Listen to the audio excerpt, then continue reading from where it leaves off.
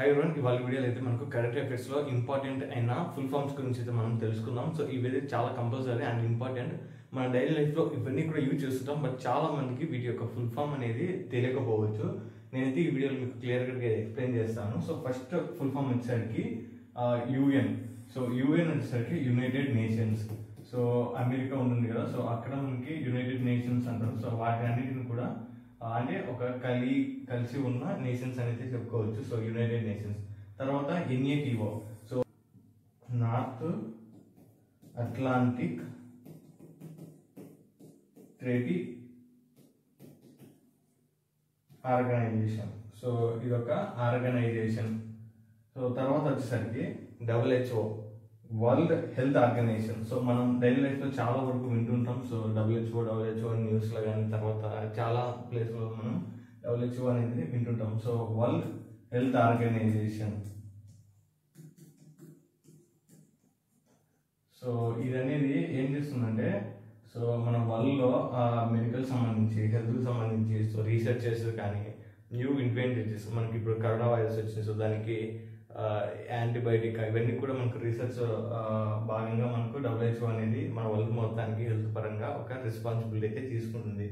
So తర్వాత వచ్చేసరికి PNR అంటే ప్యాసింజర్ నేమ్ రికార్డ్.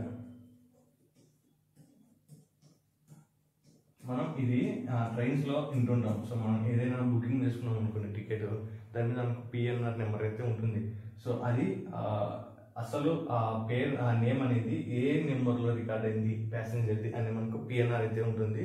సో మన డైలీ లైఫ్లో చూసేది అయితే ట్రైన్స్లో మనం అంటే ఎక్కువ చూస్తుంటాం PNR.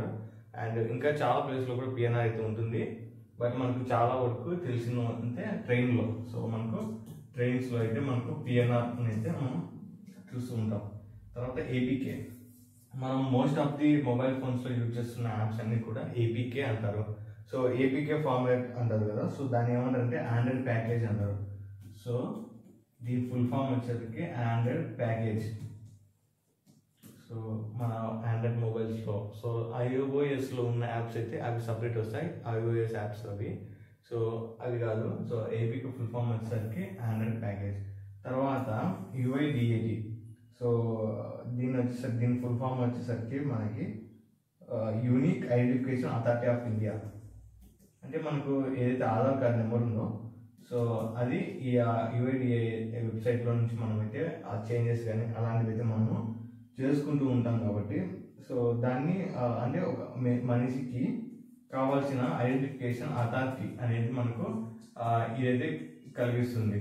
సో మనకి ఇది చాలా ఇంపార్టెంట్. సో ప్రతి మనిషికి కూడా ఒక నేషన్లో జీవిస్తున్నారంటే వాళ్ళకి ఖచ్చితంగా ఈ UIDAI అయితే ఖచ్చితంగా ఇంపార్టెంట్.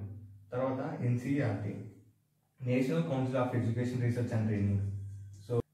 సో ఇవి మనకు కరెంట్ అఫైర్స్లో ఇంపార్టెంట్ అయిన కొన్ని ఫుల్ ఫామ్. సో మీకు వీడియోస్ డెఫినెట్గా లైక్ చేయండి, షేర్ చేయండి అండ్ మా ఛానల్ సబ్స్క్రైబ్ చేసుకోండి. అండ్ మరిన్ని ఇలాంటి వీడియోస్ అయితే మీ ముందుకు వస్తుంటాయి. Thanks for watching.